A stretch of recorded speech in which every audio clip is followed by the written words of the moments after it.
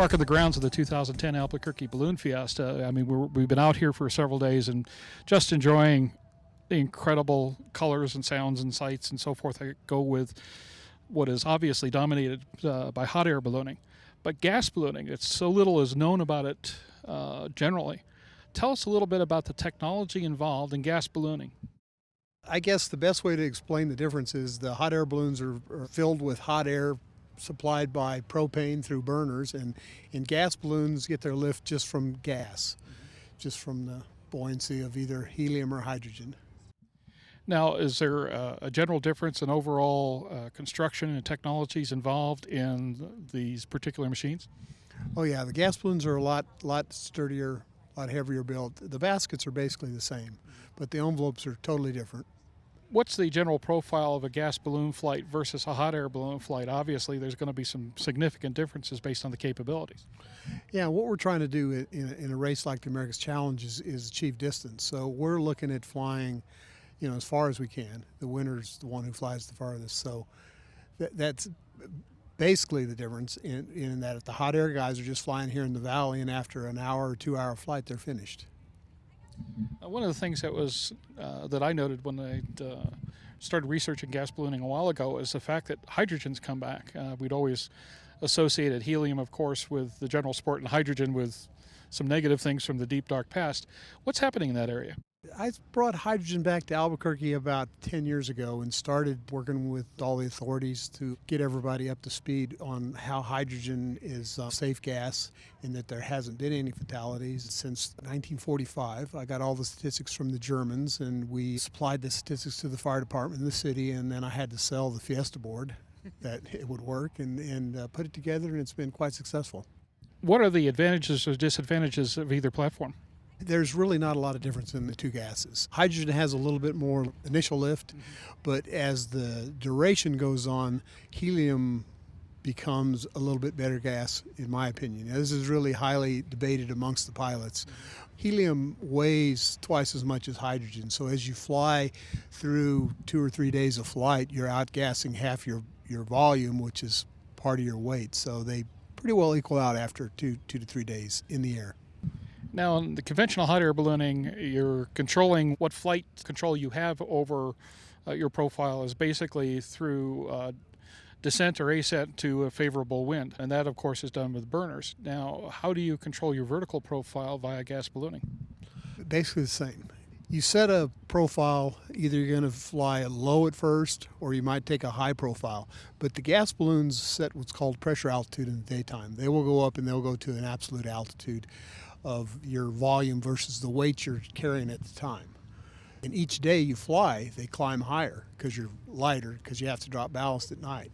So this is how you manage to win the race. You got to figure out, do you want speed up top right away, or do you want to go more duration and keep it down lower? So that's the balance of winning the race, is figuring that out.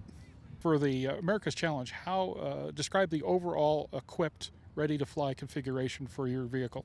Oh, we got a considerable checklist. I mean, avionics, we're flying a Garmin 496, a 195. We're flying a Garmin Pilot 3. We're flying a street Garmin with a complete atlas of North America in it, mode seat transponder, aviation lights, complete oxygen system, emergency lights, night vision, rangefinders, and lots of other good stuff to make it work. In a best case scenario, what kind of flight are you going to have starting tomorrow? It looks like it's probably going to be a 2-day flight. You might be able to get 3 days out of it, 3 nights. It just depends. This system is really giving the organizers fits. It's sitting off in Arizona and it's pushing all this moisture up here. It's supposed to be getting drier tomorrow. That's why we're looking at launching.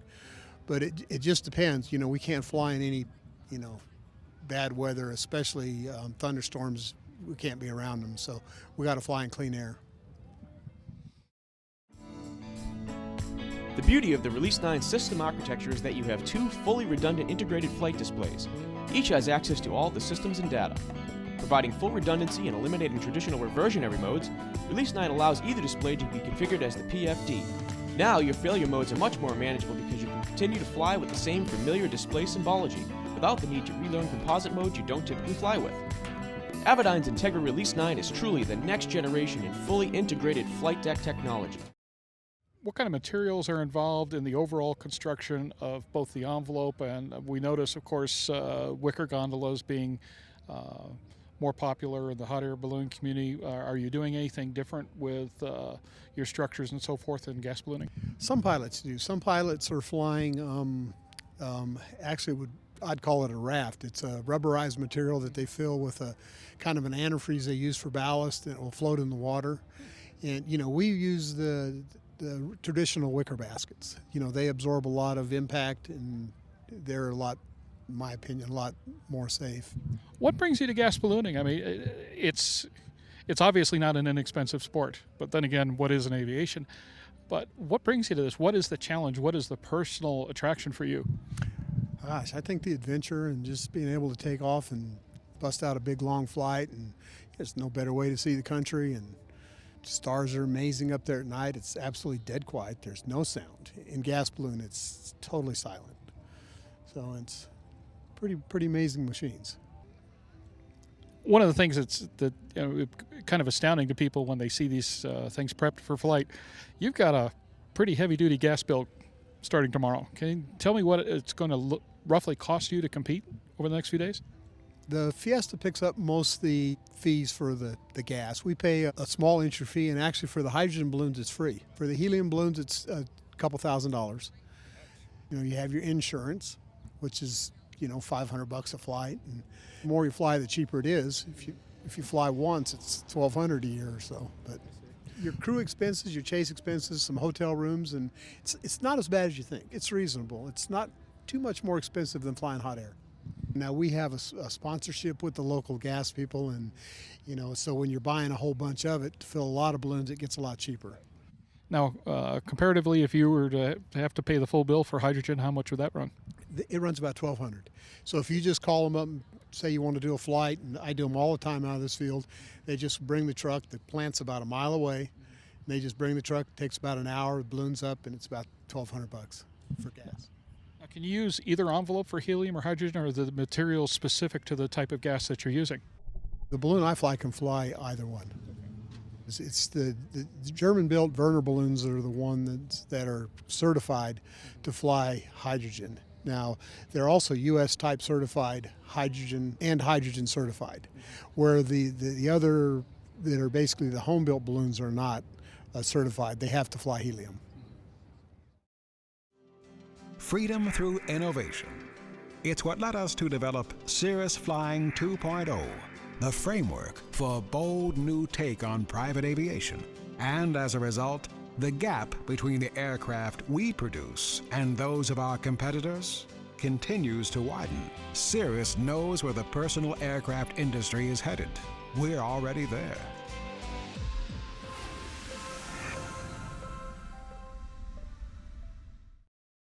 How many times a year do you get to fly under such circumstances? This year's been good for me. I've had 4 already. This will be my 5th flight this year.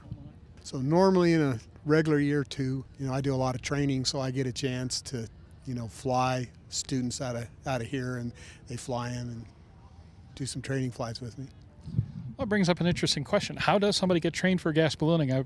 I've been told in the past, just from the hot air standpoint, that you really want to learn to fly a balloon, you better buy one first, and because there's just very few places where you can train on somebody else's equipment. I would imagine with gas ballooning, that's got to be a pretty exclusive arrangement.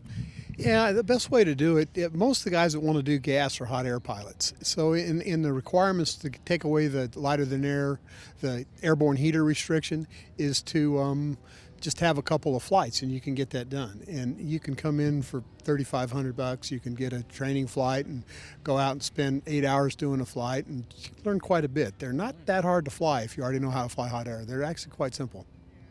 What's your best memory of any specific balloon flight?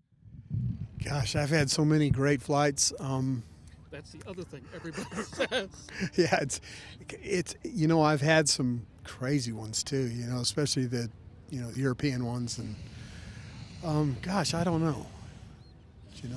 I could probably sit down and tell you tales for hours about them, but just don't quite have one I can think of. There you go. Thank you so much. Sure. I really appreciate it.